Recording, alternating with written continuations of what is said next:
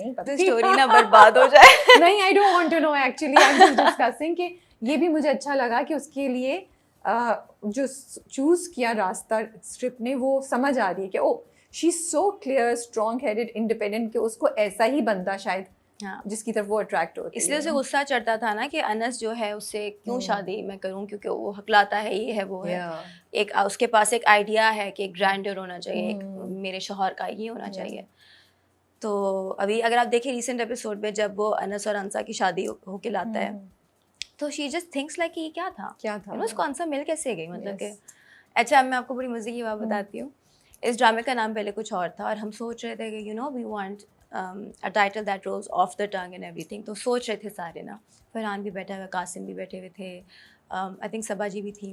तो हम सारे सोच रहे थे, और मैं सेट्स पे बहुत लेम जोक्स करती हूँ, ठीक है ना, बहुत ज़्यादा, like it's I love lame jokes, ठीक है ना। तो अब सारे सोच रहे, तो मैंने ना एकदम से हंसना शुरू कर दिया। कहते क्या है बताओ, क्या तुमने नाम सोचा है? मैंने कहा देखिए अनस और अंसा, आप नाम रख दे अंसों का जोड़ा। मैंने कहा बट मैं बड़े फखर से लेम जोक्स करती हूँ। और बताएं सेट का कोई किस्सा, क्या हुआ शूट में, कैसा माहौल होता था, क्या करते थे आप लोग? देखिए सेट पे अभी तो काफ़ी टाइम रहता है सेट के ऊपर, बट जो टाइम गुजरा वो बहुत अच्छा गुजरा है। सबसे मज़े की बात यह है कि जो हारिस है वो मेरे लेम जोक्स को एंटरटेन करता है। वो बकायदा होमवर्क करके आता है, वो स्टडी करता है, वो याद करता है लेम जोक्स, ठीक है ना, और फिर हमारा कंपटीशन हो रहा होता है। Okay, so I feel so proud and so validated कि oh my god, he's putting in the effort for my lame jokes. You've turned a person into a lame joke person, Qasim तो खैर एक 7 साल की दोस्ती है, तो उनको पता चल गया, वो भी आगे से मेरे साथ मेरे लेम जोक्स को, उनको I think it's an acquired taste, तो उनको आदत हो गई है। फरहान बस ही डज दिस, कहता जोया जाओ यार यहाँ से, क्या है, क्या मसला है। You worked with Farhan पहले भी ना? हाँ, this is my second project. Second project of Mere Humsafar. May tell us something about him that you found very interesting when the first time you met him, या over the time you have discovered about him. Personally, professionally मैं आपको पहले तारीफ कर दूँगी. Professionally, I think Farhan is, I think 8 year. मैंने जो मेरे हमसफर में जो मैंने देखा था, it was a very tough shoot for all of us. हम सबके breakdowns हुए थे, हम सबके, हम सबकी बहुत सारे रोने रुलाने थे, बहुत ज़्यादा इश्यूज़ थे, पर मैंने देखा था कि फरहान के 0 इश्यूज़ थे। वो कहीं भी बैठ जाता था, वो मच्छरों के बीच में सोफे पे बैठ जाएगा, अपनी गेम खेलता रहेगा। He was always ready, he always new his lines, he was always well prepared, कोई उसका नखरा नहीं था, and he was always a team player.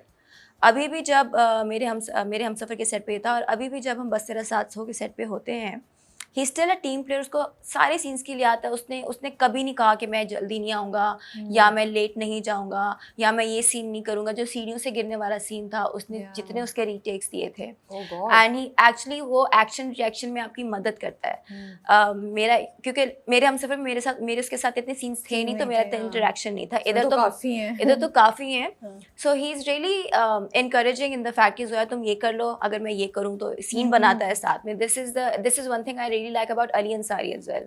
उनके साथ भी मैंने 2 प्रोजेक्ट्स किए थे, तो वो भी ऐसा करते थे कि मिलके सीन्स बनाते थे। अली तो गप्पे भी बहुत लगाते होंगे।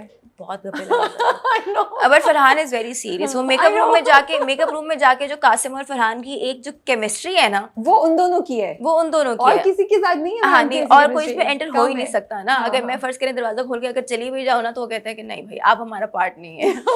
बट आपको इतना लेफ्ट आउट फील होगा, आप खुद ही बोलेंगे मैं जा रहा हूँ। नहीं, मैं घुस जाती हूँ because we are Lahoris, right, and Qasim is also my friend. तो जैसे कि हमारे बहुत ज़्यादा टफ सीन्स हो रहे होते हैं, he is always standing and he is always making the scene for all of us. Kasim के साथ भी, बिकॉज डायरेक्टर भी अक्सर ओवरवेल्म हो जाते हैं, इतने ज़्यादा कैरेक्टर्स हैं। लाइक वो जो अनस को घर से निकालने वाला जो सीन था, that took 12 hours to shoot. Wow. That one little scene, because it started from the balcony, वो मेरे और हारिस से वो स्टार्ट हुआ, and it ended on दादा being in the ambulance, right? और उसमें ये नहीं था, because he had to stitch the emotions together. Kasim का हमें देर इसलिए लगी बिकॉज हर एक का एक्शन रिएक्शन और जो इमोशंस थे ना, अगर वो कहीं छूट गए तो सीन की जो पावर है वो चली गई। सो कासिम की ये सुपर पावर है कि वो इमोशंस के साथ इमोशंस जिस तरीके से लीड करते हैं ना, दैट इज़ बियॉन्ड एनीथिंग। अगर आप मेरे हमसफर भी देख लें, उसको हमने जिस तरीके से शूट किया था, काफ़ी सीन्स में मास्टर्स भी नहीं थे, काफ़ी सीन्स में हम दीवारों के साथ सीन्स कर रहे थे, बट ही न्यू कि उन्होंने कौन सा इमोशन कहाँ पे लेके जाना है, कहाँ से उसको जोड़ना है। सो उसमें भी फिर मैं ये आपको बता रही थी कि अक्सर फरहान को, और मुझे प्रॉब्लम्स है रीटेक्स देने की। मुझे होता है कि नहीं मैंने रीटेक्स देने, मुसद्दिक भी मुझसे बहुत परेशान हो गए थे, कहते कि जोया इससे अच्छा तुम क्या दोगी, इट्स फाइन। तो अब मुझे याद है अक्सर, और इतने ज़्यादा लोग होते हैं तो ज़्यादा थोड़ा प्रेशर भी होता है ना कि रीटेक्स देंगे, अब जो खड़े में वो गर्मी में खड़े में मसला ना हो जाए। तो मैंने एक वो डायलॉग दिया, मेरा थोड़ा सा ना उसके अंदर फंबल हो गया और फरहान ने कैच कर लिया कि अच्छा नहीं, मुझे पता है कि इसको मसला होगा। तो मैंने कहा कासिम सही था, एक और दे दो। कहते नहीं जोया बिल्कुल ठीक है। तो फरहान कहता एक और दे दो, एक और दे दो। So that was very nice. Yeah, that's nice. And as a person, you were saying पहले professional बताती हूँ फिर personal. Personally, he is hilarious. He is hilarious. I know him through Qasim and Urwa. लेकिन मुझे लगता है कि he is a very genuine, a very hilarious and a very honest person. वो सीरियस बात में से भी ना कोई इतना बड़ा मजाक निकाल लेता है, और उसकी जो लाइफ के ऊपर जो एक विजन है वो बहुत ज़्यादा पॉजिटिव है। And he is always, he is not afraid of failure, he takes all kinds of risks. वो कुछ भी अगर आप देखें तो I think a complete actor in our industry is Farhan. उसने रोमांटिक भी किया हुआ है, उसने एक्शन भी किया हुआ है, उसने कॉमेडी भी किया हुआ है, अब वो मासूम भी बन गया। I really like his POVs. जब वो अपनी फिल्म की प्रमोशन के लिए आए थे, मैं that was the first time probably जब मैंने डिटेल में उनसे बात की थी, तो मुझे इतना मज़ा आया था बिकॉज उनकी बातें ऐसी थी जो वाकई आप सुन के कहते हैं हाँ यार ये पॉइंट ऑफ व्यू भी बड़ा इंटरेस्टिंग है। अच्छा, एक चीज़ होती है कि एक आपका एक्सेप्टेड पॉइंट ऑफ व्यू है ना, दूसरा बंदा आके उसको तोड़े, एंड जब वो होता है ना and he convinces you, I think Farhan does that. तो मुझे उनके साथ ये बड़ा मज़ा आया, यू नो, एंड तो वो बड़ा अच्छा है। तो let's talk about Kasim and direction. I think जब मैं ड्रामे देखती हूँ, जैसे आप लोगों का भी देख रही हूँ, तो कितना इम्पॉर्टेंट है ना कि एक डायरेक्टर जो है वो एक्टर की किसी भी चीज़ को बना सकता है या उसको बिल्कुल ही दूसरी डायरेक्शन में ले जा सकता है। जो हमें इस ड्रामे में मतलब एक एक कैरेक्टर पे कितनी मेहनत हुई है, जिस तरीके से डायरेक्ट किया हुआ है, पूरे सीन्स को जो आप बता रही हैं वो किए। What would you say on this, working with Qasim? How the role of director हम कभी कभी उसको सही तरीके से नहीं अप्रिशिएट कर पाते? नहीं, आई थिंक एक जो डायरेक्ट, बिकॉज जैसे एक कार है ना, उसकी एक ड्राइविंग सीट है, एक स्टीयरिंग है, उसके दो स्टीयरिंग्स नहीं हो सकते, राइट? क्योंकि उसने एक डायरेक्शन में जाना है। तो अक्सर हमारे बहुत से एक्टर्स होते हैं who try to put their vision in के यार मैं इस तरह कर लूँ, लेकिन आप सिर्फ अपने कैरेक्टर के लिहाज से सोच रहे हैं, right? So in this way I am a directors actor. तो मैं वही कहती हूँ कि आप मुझे जो कहेंगे वो मैं कर लूँगी, मुझे पता नहीं है कि मैं अच्छा करूँगी कि नहीं करूँगी, I never give any put in.